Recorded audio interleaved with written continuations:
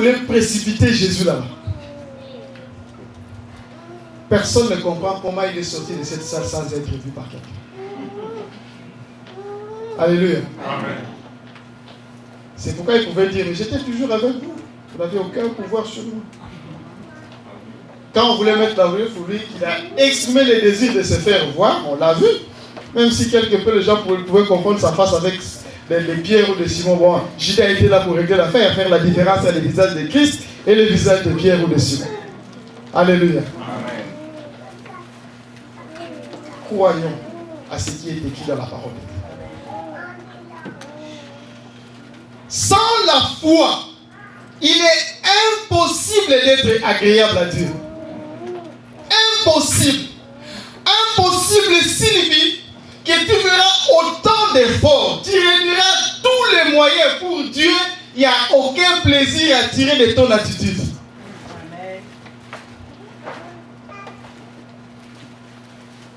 La foi, on peut prendre la foi, placer la foi en quelque chose, ou en quelqu'un, ou en une organisation. Ça peut arriver. Souvenez-vous de cette femme qui avait la perte de sang, je crois. La femme de Luc. Elle avait placé sa foi, sa confiance au médecin. Il n'y avait pas les résultats. Elle a retiré sa confiance au médecin pour placer sa confiance en Jésus-Christ. Il y a eu les résultats. La rémunération, il a eu quand il a placé sa foi en Jésus-Christ. Notre foi doit être placée en Jésus-Christ. Le matin, le midi, le soir, qu'il pleuve ou qu'il neige, que la situation marche ou pas, nous devons avoir la conviction, même si je ne comprends pas, même si je ne sais pas comment ça va se faire, je sais une chose, Dieu est capable. C'est pourquoi Marc nous dit ce qui est impossible aux hommes est possible à Dieu. À Dieu, rien n'est impossible, bien-aimé. Rien n'est impossible à Dieu.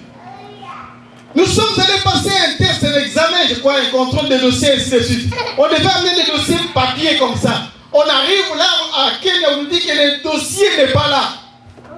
L'agent de l'immigration qui devait décider sur notre sort pour venir ici, il dit, je veux les copies. Mais comme il n'y a pas d'originaux, je ne prends pas la décision.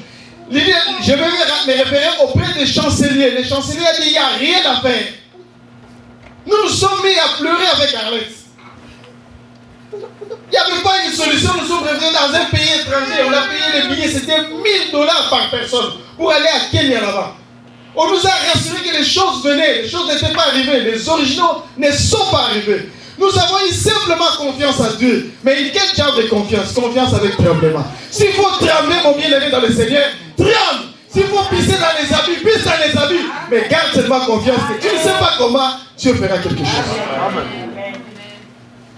Il ferme son dossier, il quitte le bureau et nous commençons à sortir. Arrivé dans la cour centrale, nous voyons les véhicules des DHL qui arrivent. Nous d'ailleurs, on n'avait rien compris.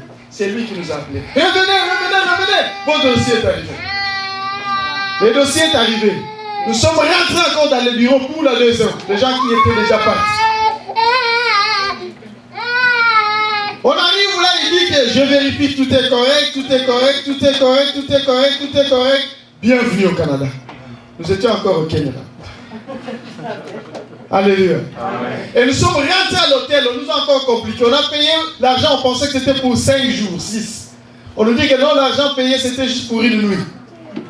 On n'avait plus l'argent pour faire acheter l'hôtel. On dit bon, c'est pas un problème, on a déjà pleuré pour les choses. Dieu a arrêté d'affaire. Pour les restes, on loue seulement Dieu. On s'est mis à louer le Seigneur. On sort ne sachant où aller. Nous avons dit à cette dame-là, nous allons simplement aller commencer à passer la nuit à l'aéroport de mercredi jusqu'à dimanche, les jours prévus pour notre vol de retour.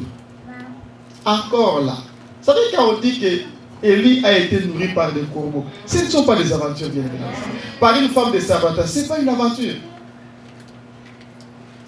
2 filles qui travaillent dans cet hôtel disent, ne rentrez pas, attendez-nous dehors. On est 9h ou 10h. Elles finissent le travail à 15h, 16h. Donc nous on devait rester là-bas, dehors, sur la rue, de 10h à 16h. Quand elles sont sorties, elles nous ont dit, nous avons une proposition pour vous. Oui, dites-nous la proposition.